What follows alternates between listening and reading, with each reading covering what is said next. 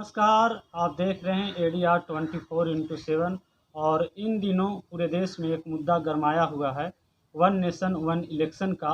और इसी बिंदु पे आज बात विचार करेंगे सिरघाटी विधानसभा के पूर्व प्रत्याशी और विनोद सिंह दांगी जी, आपकी क्या राय है इस पे? धन्यवाद नीले जी, आपने इस मुद्दे पर बोलने का मौका दिया। वन नेशन वन इलेक्शन, हम समझते हैं कि देश के अंदर जितना इलेक्शन में खर्च है और महीने के साल में हर स्टेट में अलग अलग जगह पर अलग अलग तरह का इलेक्शन होता है, तो अगर वन नेशन वन इलेक्शन होगा तो उससे देश में खर्चा भी देश का खर्चा बैठेगा, अरबों खरबों के खर्चा आता है चुनाव में, उससे बचत होगा। और तमाम तरह के केंद्र से लेकर के राज्य स्तर के कर्मचारी जो लगातार हमेशा व्यस्त रहते हैं चुनावी ड्यूटी में, उससे भी छुटकारा पूरी तरह तो नहीं लेकिन कुछ हद तक मिल सकता है। और दूसरी बात है कि हरेक जितने भी राष्ट्रीय पार्टियां हैं या क्षेत्रीय पार्टियां हैं, ये सभी को मिलकर के ये निर्णय लेना चाहिए कि एक चुनाव एक राष्ट्र जरूरी है देश के लिए, अगर चुनावी खर्चे से बचना है तब। तो सवाल ये भी उठता है कि भारत में बहुत सारा के चुनाव होते हैं, त्रिस्तरीय पंचायती राज चुनाव होता है, विधानसभा का चुनाव होता है। इस बीच अगर किन्हीं का मृत्यु हो जाए तो फिर इस बीच आप क्या है, सरकार क्या करेगी? ये तो एक्सेप्शन केस हो गया। अगर कोई किसकी मानो समय से पहले मृत्यु हो गई तो वो तो अलग बात है, उस पर विशेष तौर पर चूंकि छिटफुट इलेक्शन होता है।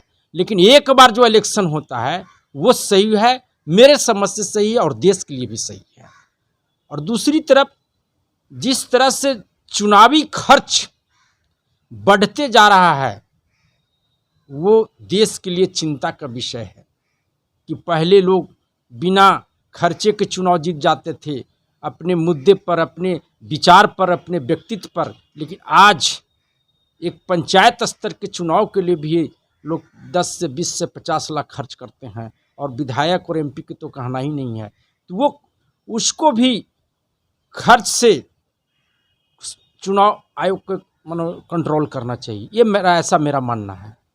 एक सवाल और उत्पन्न होता है यहाँ पे, केंद्र सरकार की जब चुनाव होती है, राज्य सरकार की चुनाव होती है, तो दोनों के मुद्दे अलग अलग होते हैं। अगर दोनों साथ में चुनाव होंगे तो सिर्फ केंद्र सरकार के मुद्दे रहेंगे और जो तमाम राज्यों के मुद्दे हैं वो गौन हो जाएंगे। इस पर आपकी क्या प्रतिक्रिया है? मेरा ऐसा मानना है कि भिन्न भिन्न तरह के, चूँकि देश में विभिन्न प्रकार के लोग भाषा भी बोलते हैं, हर एक क्षेत्र में अलग अलग है। लेकिन केंद्र की मामला है तो केंद्रीय मुद्दा तो होना ही चाहिए, क्षेत्र का मामला है तो क्षेत्रीय मुद्दा पर चुनाव हो, लेकिन केंद्रीय मुद्दा को गौण नहीं किया जाए। क्षेत्रीय मुद्दा हर स्टेट का अलग अलग अपना है। जैसे मान लिया कि बिहार का मामला है तो बिहार पिछड़ा राज्य है, तो इसको और विकास की जरूरत है और इसको आगे बढ़ना है तो इसका मुद्दा अलग हो जाएगा। झारखंड का मुद्दा अलग हो जाएगा, उत्तर प्रदेश का मुद्दा अलग हो जाएगा। लोग भिन्न भिन्न राज्य में हैं, लेकिन इसका मतलब ये नहीं कि अगर एक साथ चुनाव होगा तो अपने मुद्दा नहीं उठाएंगे। अपने मुद्दा उठाएंगे, निश्चित तौर पर उठाएंगे, ये ऐसा मेरा मानना है। और दूसरी चीज़ है कि अभी जो वर्तमान परिवेश में जो भी चुनाव हो विकास पर हो, देश के मुद्दे पर हो। ये नहीं कि अभी देश के अंदर परिवारवाद, वंशवाद और भ्रष्टाचार हावी है, हर चीज में हावी है। इसको भी लोग चुनाव आते आते इसको मुद्दा बना देते हैं, जबकि आप क्या काम किए हैं, चाहे क्षेत्रीय मुद्दा हो चाहे राष्ट्रीय मुद्दा है, 5 साल में आप क्या काम किए हैं उसके आधार पर आपको वोट मांगनी चाहिए। लेकिन आप हमेशा राजनीतिक स्वार्थ के लिए छोटे छोटे मुद्दे जो भावनात्मक रूप से जुड़ा हुआ है देश के अंदर, उसको मुद्दे उठा करके आप भावना के साथ खेल करते हैं। तो क्या ये सब जो मुद्दे आप गिना रहे हैं एक नेशन वन इलेक्शन में संभव हो पाएगा? निश्चित तौर पर इसके लिए सारे पार्टियां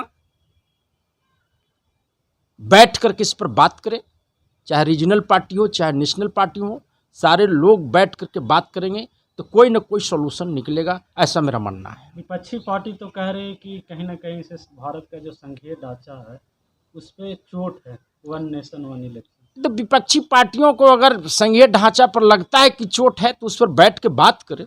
जहाँ जहाँ चूंकि देश संविधान से चल रहा है, अगर संवैधानिक संकट आता है तो उस मुद्दे को हल निकाला जाए। चूंकि आपको ही शक्ति भारत की जनता दी है कि आप उस मुद्दे को हल करें।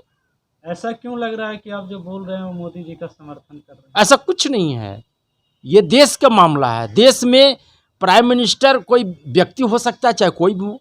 अगर नरेंद्र भाई मोदी भी हैं तो देश के प्राइम मिनिस्टर हैं, किसी एक व्यक्ति का थोड़ी है।